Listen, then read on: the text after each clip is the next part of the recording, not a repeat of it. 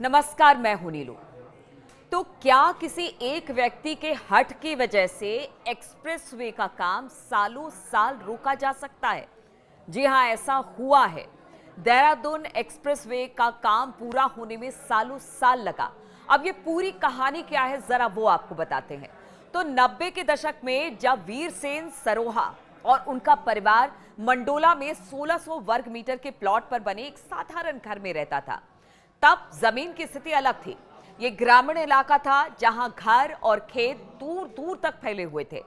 1998 में Uttar Pradesh housing board ने Mandola housing scheme के लिए दिल्ली गाजियाबाद सीमा के पास एक 6 गांव से 2614 एकड़ जमीन अधिग्रहित करने की अधिसूचना जारी की। धीरे धीरे परिवारों को अपनी जमीन देने के लिए मना लिया गया, लेकिन वीरसेन ने अपनी जमीन देने से इनकार कर दिया। वो इलाहाबाद हाईकोर्ट चले गए। हाईकोर्ट ने उनकी जमीन के अधिग्रहण पर रोक लगा दी और इस प्रकार एक जिद ने लंबी कानूनी लड़ाई की रूपरेखा तय कर दी। अब वीरसेन के पोते इस केस को लड़ रहे हैं।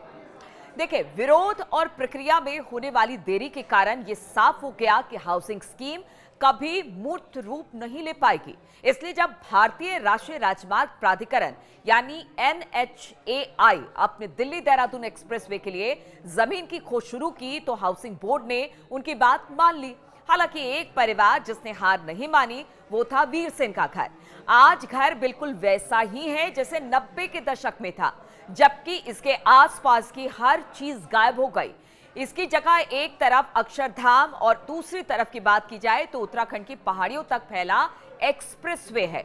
अक्षरधाम और ईस्टर्न पेरिफेरल एक्सप्रेसवे के बीच NHAI 2 खंडों में एक्सप्रेसवे का निर्माण कर रहा है।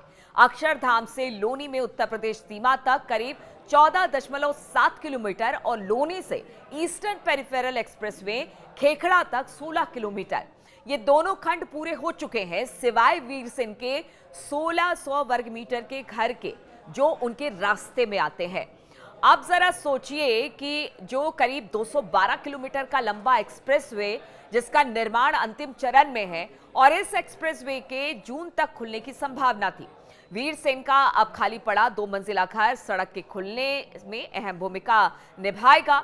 NHAI के एक अधिकारी ने बताया कि मुकदमेबाजी के कारण काम रुका हुआ है, क्योंकि घर के मालिक और उनके परिवार ने सुप्रीम कोर्ट में केस दायर की है।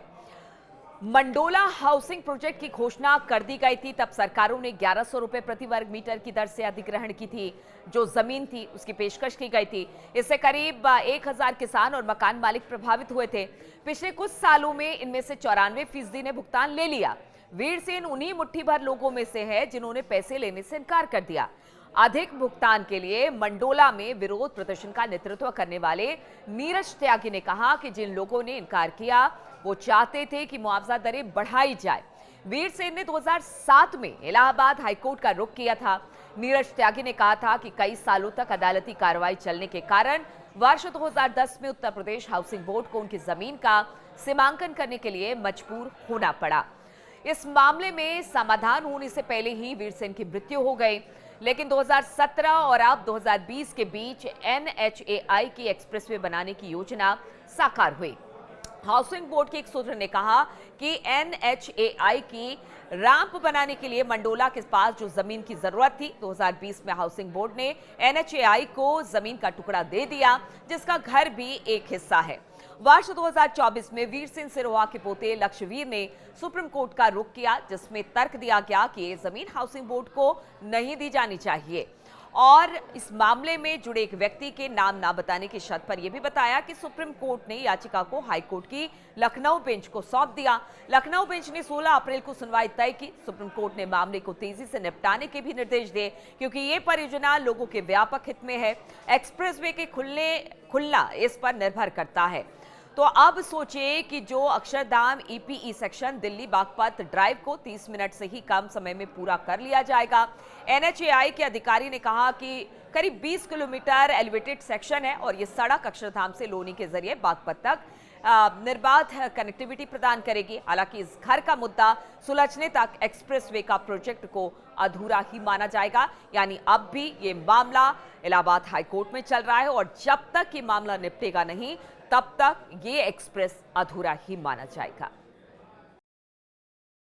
यह है गाजियाबाद का मंडोला इलाका, जहां पर दिल्ली दून एक्सप्रेसवे का कार्य लगभग पूरा हो चुका है, लेकिन इसके राह में सबसे बड़ा रोड़ा बना हुआ है ये मकान। तस्वीरों में इस मकान को हम आपको दिखाते हैं। ये घर है वीरेंद्र सेन सरोहा का। 90 के दशक से ये मकान जस का तस ऐसे के ऐसे ही खड़ा है। 1998 से ये अपनी ज़मीन बचाने के लिए लंबी लड़ाई लड़ रहे हैं।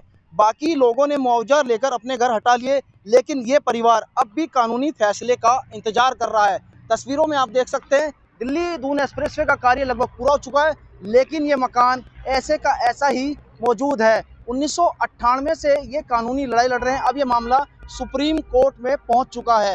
एनएचआई के मुताबिक अगर कानूनी बाधा हट जाती है तो जून तक इस एक्सप्रेसवे का कार्य पूरा हो चुका है, लेकिन सुप्रीम कोर्ट में ये मामला पहुंच चुका है। 16 अप्रैल को इसकी अगली सुनवाई है।